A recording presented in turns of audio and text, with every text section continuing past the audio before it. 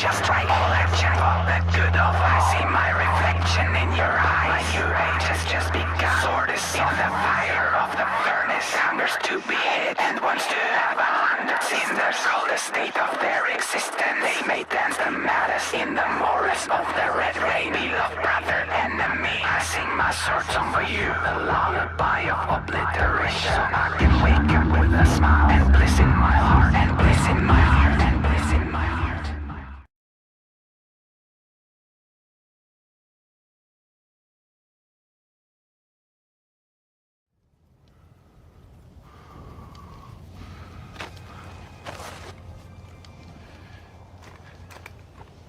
Why? To send a message. Now you hunt then. So you won't be a message. I will always be a message. Only now, the message is different.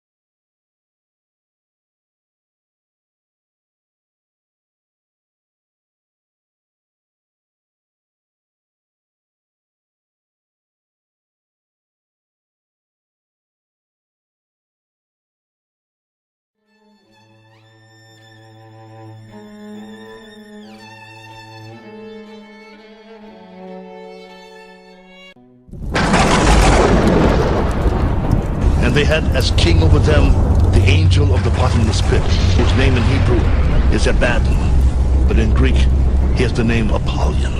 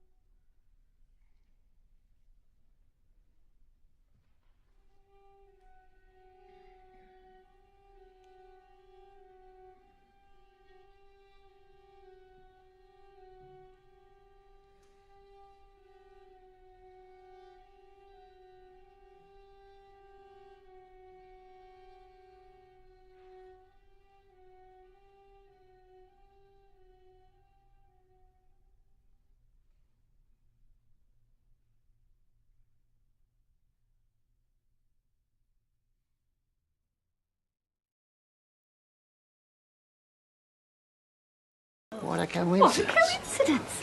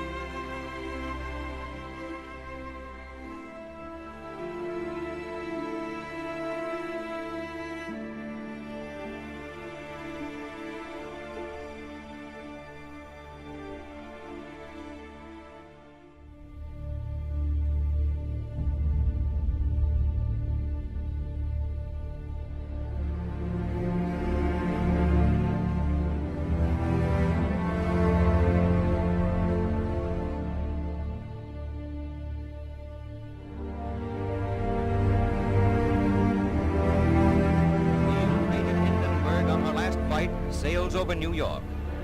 These pictures, made from a Pathé News plane less than 4 hours before the tragedy, show the world's largest airship heading for Lakehurst, New Jersey.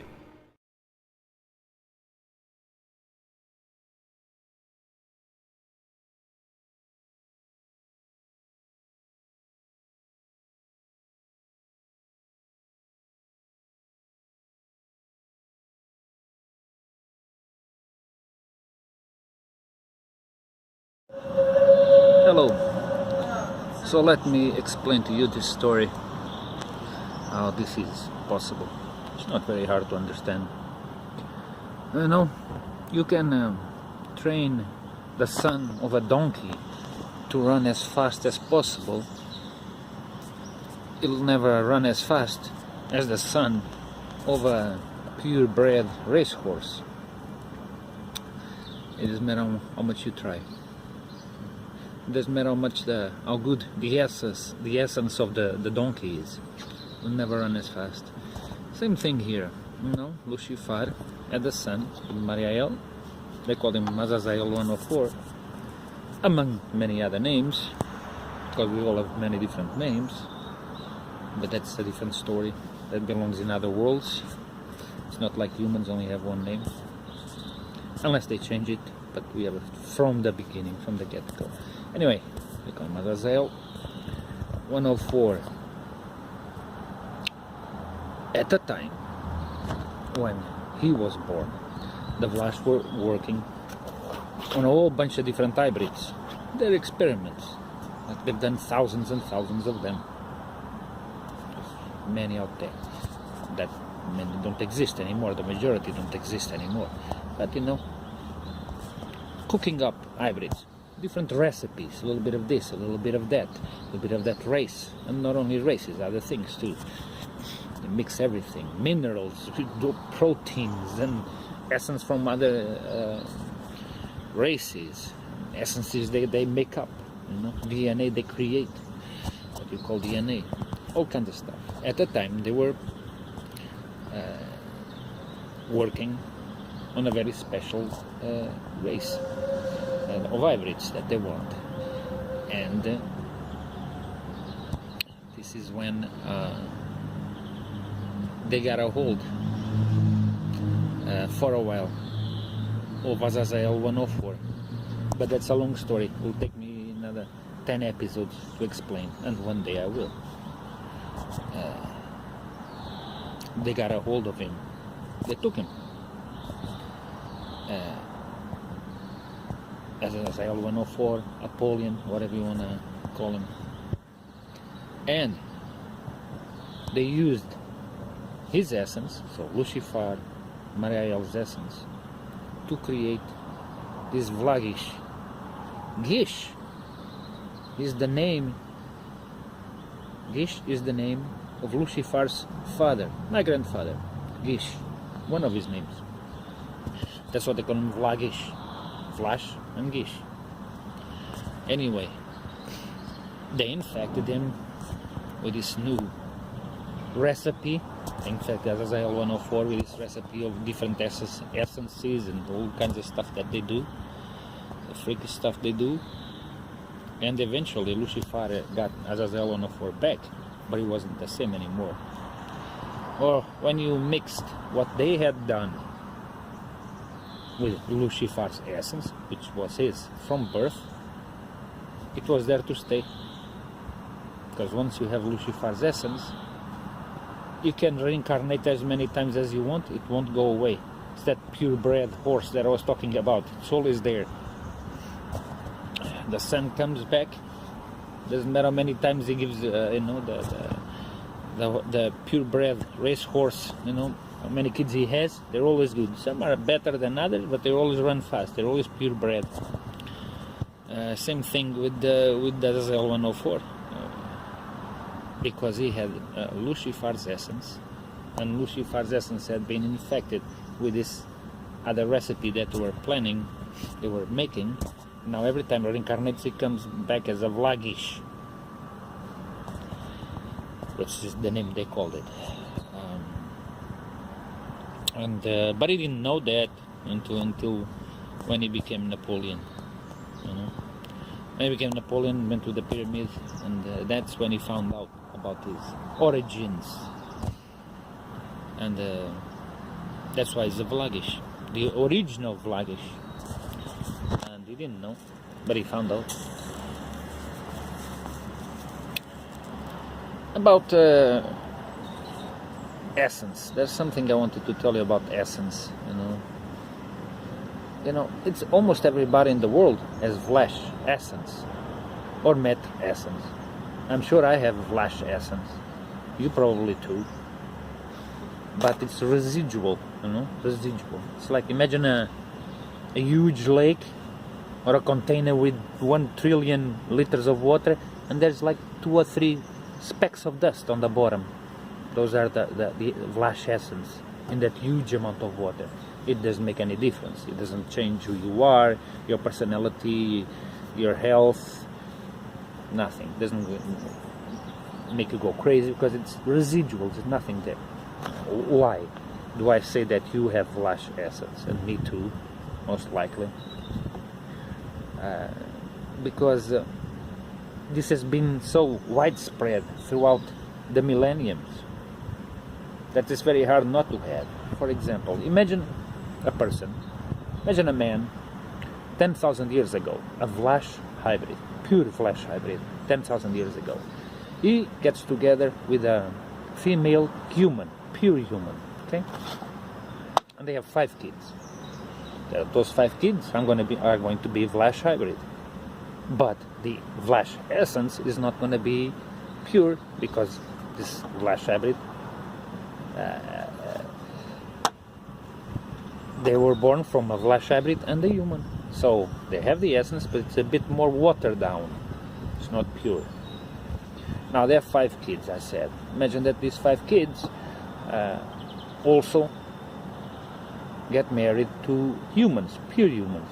And then they have kids. So their kids also have Vlash essence, but it's going to be even more watered down. And so on and so forth. You know? Of course, if one of the kids gets together with another Vlash hybrid, then the essence will stay at the same level or even improve. If the other Vlash is pure Vlash, you know. One is a watered down Vlash and the other one is a pure Vlash, so can even improve. But over time, over thousands of generations, thousands of years, the direction is for most of these Vlash hybrids for their essence to water down, because they keep on mixing with humans and on and on and on. It gets to a point that the essence is so residual that it's not even there. It doesn't make any difference. So, and when you're born, when you reincarnate and you're born to human parents, some of them have Vlash essence, residual. So you'll get it too, just because you were born, reincarnated from human parents. It's there, but residual. It's nothing. It doesn't make any difference for you to feel like a Vlash hybrid or to act like one or to have problems, psychological or physical, related to the Vlash essence or the Met essence, which is even worse. You gotta have it very strong, you know. Cannot be just residual little specks of dust in your stream, in your DNA, whatever you want to call it. So don't be worried about it, because everybody has it. I'm sure I probably have it too, but it's impossible not to have. Like many people around the world have Karishush essence, but it's residual, you know, because of our hybrids. But it's residual. You gotta have a strong Karishush essence first to become a 72, and other things. But for you to be clear about this. So that's it for now. Love you. Ciao. Dr. Fennick, you are a neuropsychiatrist and you are an expert in near-death experiences and end-of-life phenomena. Before I ask you about that, what is a neuropsychiatrist? I'm a neuropsychiatrist, and that means that I'm trained in neurology and psychiatry. And I've done that for many years. But it's a perfect position to be, because you're between brain and mind. So you can see both sides of the field and understand them much better than if you were just a psychiatrist or a neurologist. I was interested in sleep.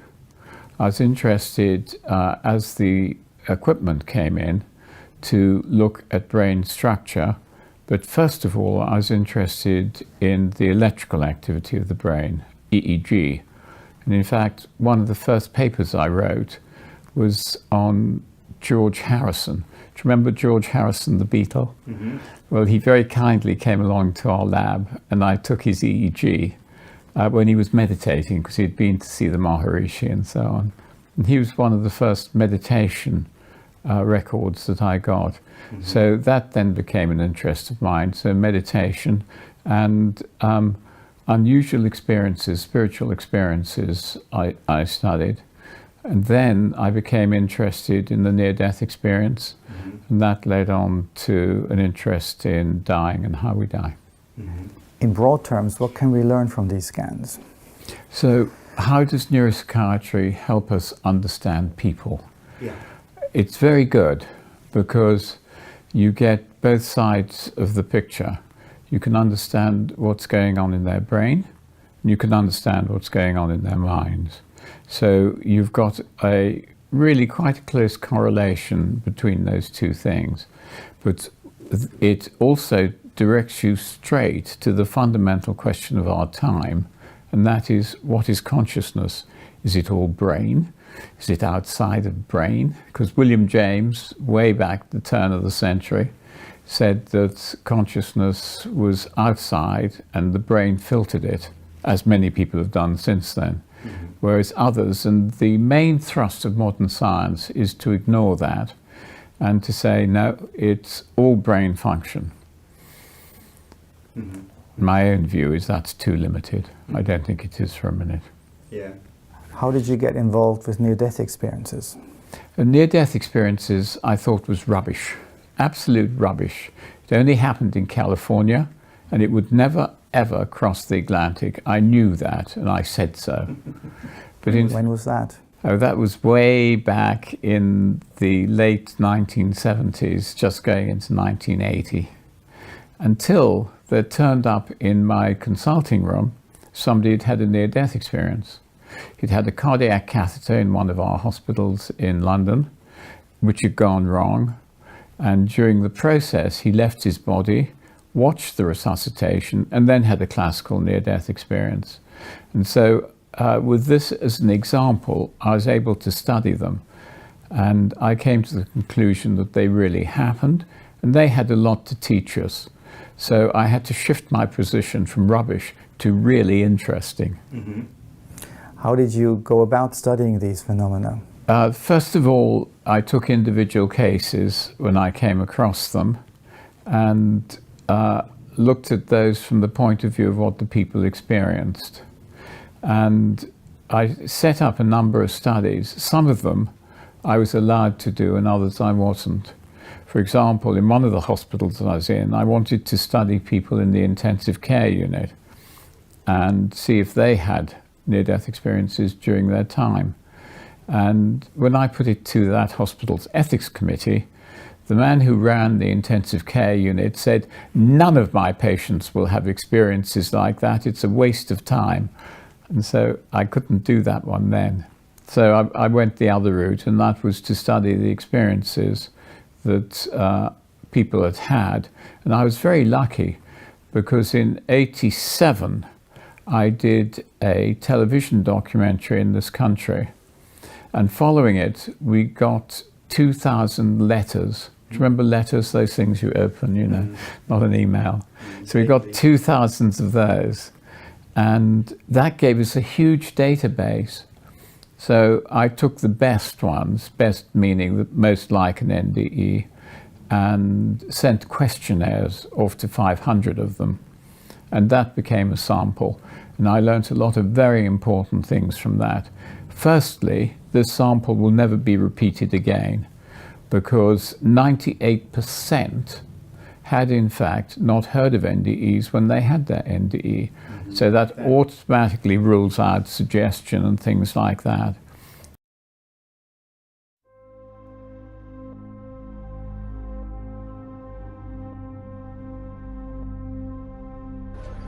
Shock and sadness in Paris as the iconic Notre Dame Cathedral goes up in flames. Firefighters are racing to save the 12th century landmark after a blaze erupted on the roof Monday evening. Onlookers were horrified as the 750-ton spire of the famed cathedral collapsed before their eyes. Everyone in the crowd here is very emotional. We're all very upset. A part of our heritage is burning down at this very moment. There are no words. I can't even describe what's happening right now. Paris is collapsing.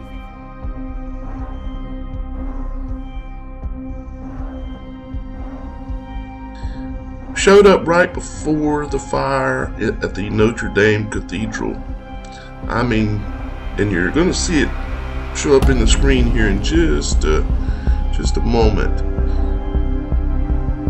There's going to be a little black dot to the left. Did you see that? Let me slow it down for you and zoom it in.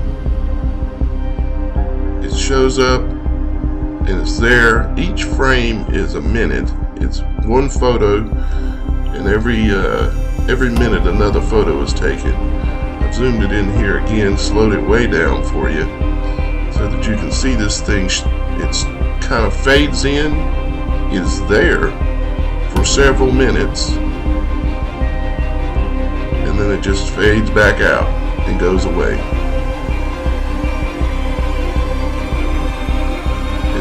It's like it uncloaked and right before the fire and was there, and then as soon as the fire was started, it disappeared. You can see the smoke in the screen now. Notre Dame is just off the screen to the left. See it there? It just appears. You can see the people moving around on the ground during the whole time, so it shows that it was there for several minutes. And then as soon as the fire starts, it disappears. Here's a different format just to get a little different look at it. I've got it zoomed in and slowed down as well. Once again, and it'll just give it a little different look at whatever this thing was sitting in the sky. It just happens to be there right before the fire. I mean, a major fire. This is next to the Vatican burning down.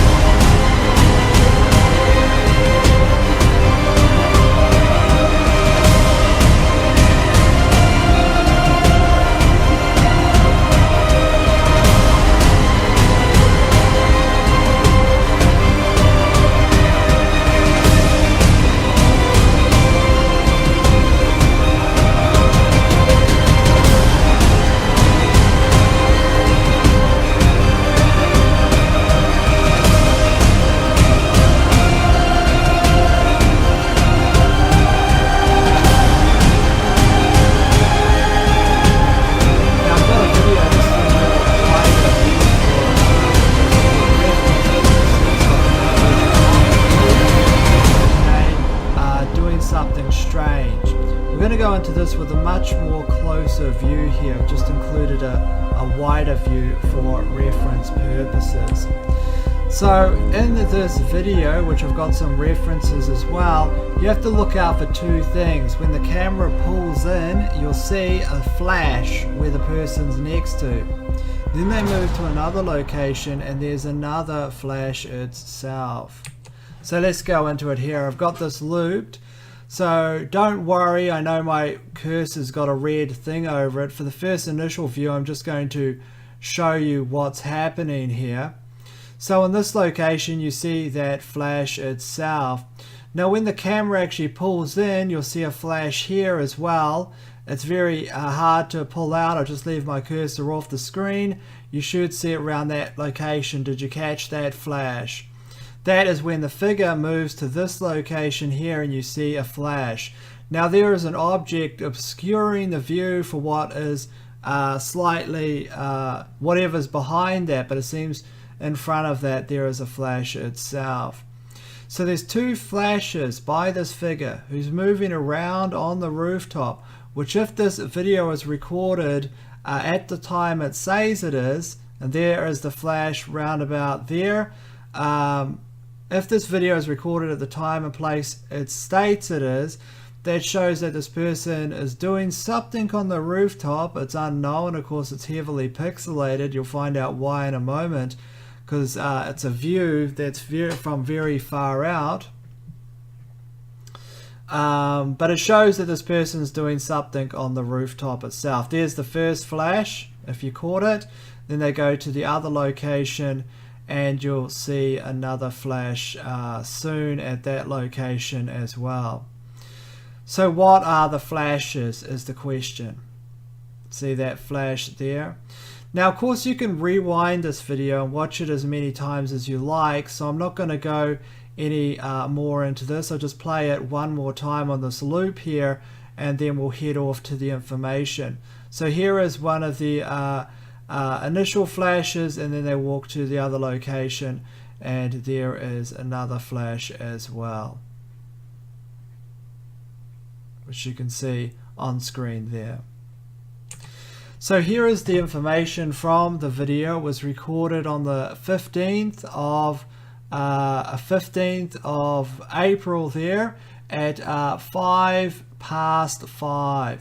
The source is viewsurf.com and it's from the Notre Dame webcam, which apparently is a well-known webcam that just stays and takes a large picture of the actual location itself. My guess is that the reason why it takes a photo of this so long is that time-lapsing it for maybe in the future a documentary to show the building or renovations with the scaffolding, etc. at certain parts of the cathedral, which will be probably used in documentaries. So if you're asking why would you point a webcam at the location. The archives themselves, and I'm not saying they're associated with some documentary crew, it's more likely they're gathering footage that they can sell in the aftermarket. One of those would be to upcoming documentaries or whatever the case. So the archive only goes back like a day or so. So I went and checked the website and I can't get that video, but everything about the video seems correct in terms of where it is and all these types of things like that. So either the archive, and I don't know the provenance of the website, either the archive's been deleted around that time, or they delete their archives automatically and only keep them for a certain amount of time. Now what I'm going to play you is in regards, if we just step away from that video at the moment, because it's very hard to say what that video is about. I'll go into some speculations a bit later. It seems like some kind of suspicious activity. We're going to play you some information from a fire chief. Now this person was in charge of overseeing the restoration up until 2013 of Notre Dame. And they dismissed a number of things which the mainstream media seemed to be pushing in regards to the circuitry, in regards to the narrative. And they were ahead of the restoration. What I'm going to do is I'm going to play the French clip, and it's in French with subtitles below it. You'll be able to see on screen. I'm going to let it play full so you can listen to it. Maybe you can understand French, or you can look at the subtitles. Then I'm going to go into a text version and have direct citations. So let's just really play this video here, and I'll be back after the video is finished playing. Ne brûle pas comme ça. Ah non. Vous savez, du chêne qui a 800 ans, c'est très dur. Essayer d'en faire brûler, enfin moi j'ai jamais essayé. Mais du vieux chêne, c'est pas évident du tout. Il faut mettre beaucoup de petits bois pour y arriver. Là je sais pas s'il y en avait. Non, j'arrête de plaisanter. Je crois que non, moi ça me stupéfie beaucoup. Et où vous mène cette réflexion? À quelle hypothèse elle vous amène? Je vois pas d'hypothèse que je puisse dire. Quelle hypothèse on pourrait dire? Que ça a été vite. Qu'on aurait pu faire autre chose pour que ça n'aille pas aussi vite. Moi, je me perds en conjecture. Vous savez, on a fait à Notre-Dame, juste avant que je prenne ma retraite, c'est-à-dire dans les années 2010, on a remis à plat toute l'installation électrique de Notre-Dame. Donc, il n'y a pas de possibilité de court-circuit. On a remis à plat, et aux normes contemporaines, même en allant très loin, toute la détection et protection incendie de la cathédrale, avec des éléments de témoins de mesure, d'aspiration, etc., qui permettaient de détecter un départ de feu. J'avais en bas de la cathédrale 2 hommes en permanence qui sont là jour et nuit, et qui sont là pour aller voir dès qu'il y a une alerte. Et appeler les pompiers dès que le doute est levé. Ils sont là en permanence? En permanence, oui. Pourrait-on avoir excusez-moi de défaillance de mécanisme d'alerte? Impossible? Tout est possible. Tout est possible.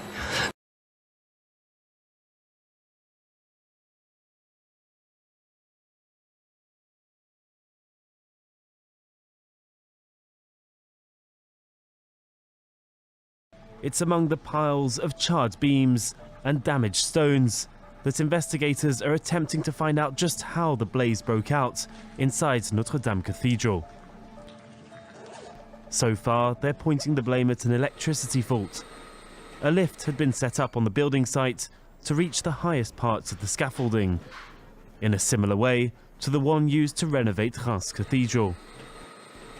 But according to the site's manager, an electricity fault is not to blame. We did indeed have a power supply on site, but the lift was set up 7 to 8 meters away from the cathedral, and the power supply was checked by a certified inspector. So we followed all of the safety standards and procedures. The workers say that no electrical equipment was used on Monday. They also claim to have followed security guidelines when leaving the site by switching off the electricity and giving the key to the power supply into security. Analysing the differences among the remains of the cathedral will be key to finding clues. Some areas were burnt to ashes, while others were spared. Important indications, according to this specialist. This was completely destroyed, but this area is significantly lighter. And if you look carefully here, you can see there's barely any wood remaining, so this could be an area where the fire was hotter, where it all started. A challenging task that lies ahead to determine just what caused the blaze that devastated the cathedral. In regards to the additional precautions that could have been taken to ensure such a quick incineration could be prevented, and he stated that in his opinion in the 90s he stated, we updated all the electrical wiring of Notre Dame, he said, so there is no possibility of a short circuit. We updated to conform with contemporary norms, even going very far, all the detection and protection systems against the fire in the cathedral. Interesting comment, considering the official narrative is that it was a short circuit. How would they even know that? I mean, you've got a building burning. How do you automatically assume, without a full-on investigation, that it was a short circuit? Number two, anybody that knows about electrical wiring would know that there would be a number of fuses, secondary, so on and so forth installed, so when the load is too high for whatever reason, it just burns out the fuses. That's what fuses are for. And in a historical landmark like this, no doubt they had many different fail safes in place. Indeed, probably electronic mechanisms that would go and just cut out the power entirely to stop the load even when the fuses were cut out. And that's what fuses do, by the way. When a fuse burns out, the current cannot flow through again, so everything after the fuses themselves don't have an active current running through the wiring. So there's a number of strange things about this that don't seem to fit the official narrative. Why was arson ruled out automatically within a matter of hours? Something to think about. Of course, I don't know the answer. Maybe someone that knows a lot about electrical wiring and things like that has a different opinion.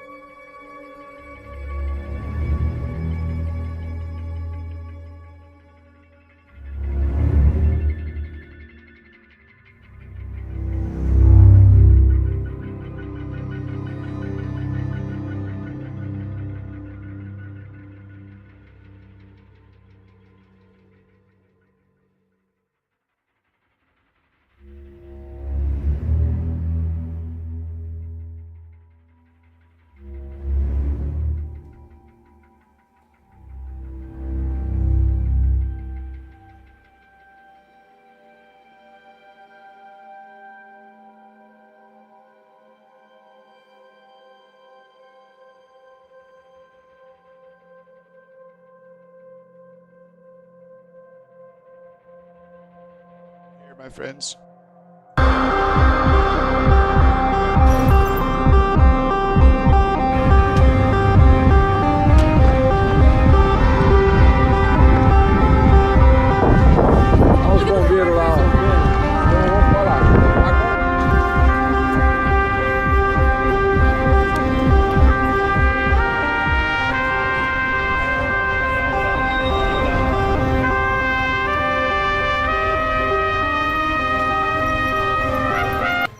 I give it the iPad Goat 2 prophecy. In that video that I just showed you guys, because I was waiting for it, guys.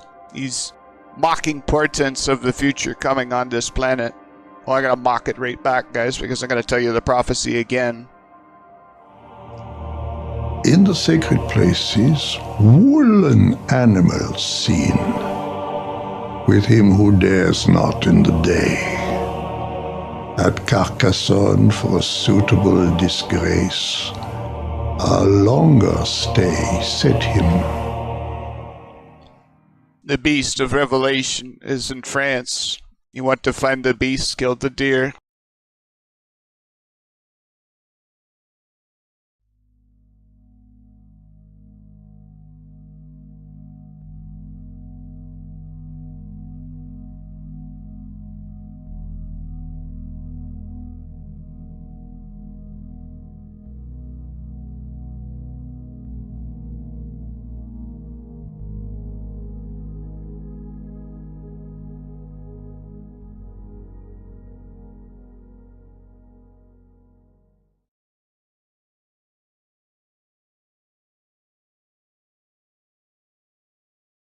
The beast of Revelation is in France.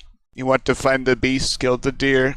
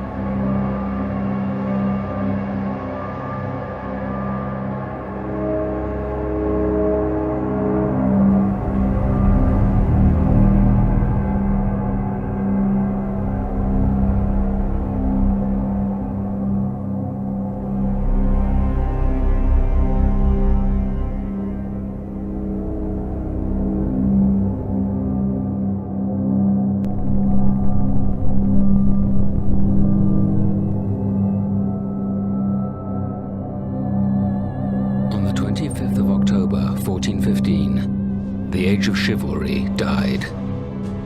This was the moment when 100 years of war came to its bloodiest climax. At Agincourt, an army of French knights, fighting under ancient chivalric codes of honor, came face to face with a new and ruthless approach to warfare. And the brutal encounter that followed set the seal on the medieval world.